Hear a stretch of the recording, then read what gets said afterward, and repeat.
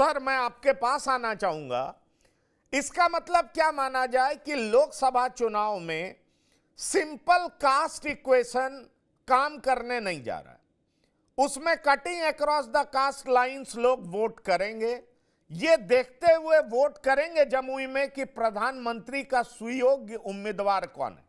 अगर इस बार हम अपना वोट डालें तो प्रधानमंत्री किसको बनना चाहिए, क्योंकि अगर हम जातिगत दृष्टि से देखें तो माई वोटर्स तो आरजेडी का कोर वोटर माना जाता है, और अर्चना रविदास, उनकी भी संख्या 80,000 है। ये तीनों के मत ही काफी हो जाते हैं अर्चना रविदास को जीत दिलाने के लिए। लेकिन जिस तरीके से इंद्रभूषण जी बता रहे हैं कि ये सारे फैक्टर्स हावी दिखाई पड़ रहे थे, इसका मतलब साफ है कि चिराग पासवान द्वारा किया गया काम, प्रधानमंत्री मोदी का चेहरा, उनके द्वारा लागू की गई योजनाएं, ये सारे भी काफी अहम हैं। इसलिए जमुई में अरुण भारती भले ही बाहरी हो, लेकिन ये फैक्टर सर चढ़ करके बोल रहा है, और इसलिए लड़ाई वहां पर जबरदस्त है।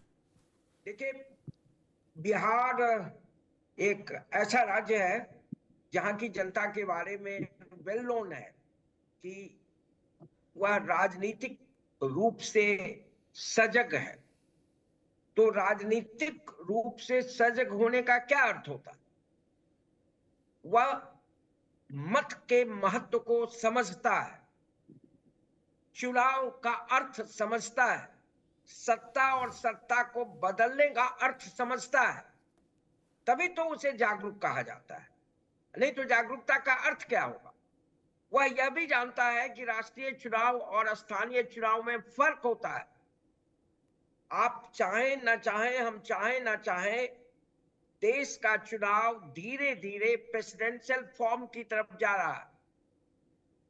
ये पार्लियामेंट्री डेमोक्रेसी जरूर है, यह सच जरूर है कि जो एमपी चुने जाएंगे वो आपस में मिलकर प्रधानमंत्री का चुनाव करेंगे।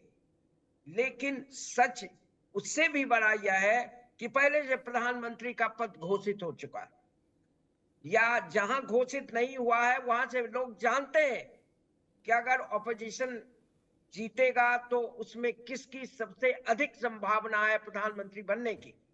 तो देश में यह जो सरकार, यह जो चुनाव हो रहा है, उसमें जनता आमतौर से यह जानती है कि उसे किसे प्रधानमंत्री बनाना है। लीडरशिप बहुत इंपॉर्टेंट रोल प्ले कर रहा है, और अगर इस दृष्टि से देखें तो स्वाभाविक रूप से नरेंद्र मोदी जी का पलड़ा भारी है। ये ऑपोजिशन पार्टीज वाले भी समझते हैं और अंदर से मानते हैं इस बात को। लेकिन इसका यह कहीं मतलब नहीं है कि जाति और अन्य जो स्थानीय फैक्टर्स है पूरी तरह गौण।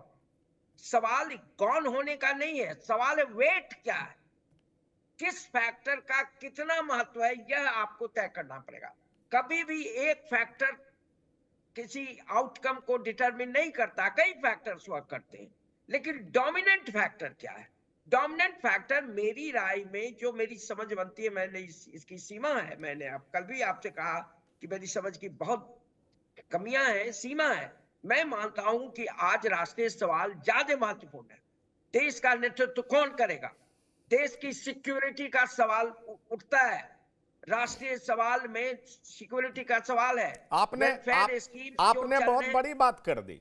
आपने जब ये कह दिया कि राष्ट्रीय मुद्दे ज्यादा हावी हैं, मतलब आपने इशारा कर दिया, और जब राष्ट्रीय मुद्दे हावी होंगे तो लोकल मुद्दे गौण हो जाएंगे, या लोकल मुद्दों की महत्ता कम पड़ जाएगी। राष्ट्रीय मुद्दे हावी होंगे तो स्थानीय नेतृत्व की तरफ लोग कम देखेंगे। राष्ट्रीय मुद्दे हावी होंगे तो निश्चित तौर पर जाति पाति का समीकरण उतना प्रभावशाली नहीं होगा।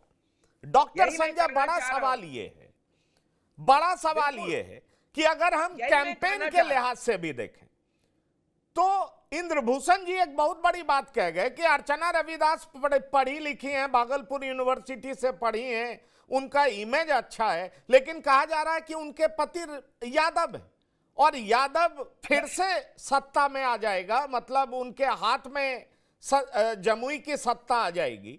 ये किसी को मंजूर नहीं है, दूसरी जाति को मंजूर नहीं। तो क्या माना जाए कि एंटी यादव गोलबंदी अभी भी वहां पर दिखाई पड़ रहा है? इसका मतलब तमाम पिछड़े अति पिछड़े जाति के लोग एंटी यादव की तरफ वोट करेंगे, इस तरह का इक्वेशन समीकरण अभी भी बिहार में हावी है? क्या यह माना जाए? क्योंकि तेजस्वी यादव ने अपनी पार्टी को A to Z बनाने की कोशिश की है, टिकटों का बंटवारा भी उस लिहाज से किया गया है। क्या उनके द्वारा किया गया ये प्रयास, अगर हम इंद्रभूषण जी की बात माने, तो वो रंग लाता हुआ दिखाई नहीं पड़ रहा है जमुई में, अगर हम इस तरीके से देखें तो? देखिए पंकज जी, मैं यह महसूस कर रहा हूं कि आज भी जो नीतीश कुमार सारी सीमाओं के बाद, कमियों के बाद, प्लस माइनस जो है सत्ता का, आप जानते हैं, एंटी इनकम्बेंसी के बावजूद भी जो उनका कोएलिशन था जाति के संदर्भ में भी, उनकी क्या थी यूएसपी? फर्स्ट, जो आरजेडी डिस्पेंसेशन का, लालू राबड़ी रेजीम का डेफिसिट्स जो था, वो दो मुख्य डेफिसिट था। एक गवर्नेंस डेफिसिट था, मतलब शासन का, और आज भी जनता पूरी तरह यह मानने के लिए तैयार नहीं है कि अगर लालू जी का रेजीम आएगा तो गुड गवर्नेंस नीतीश के स्तर का मिलेगा।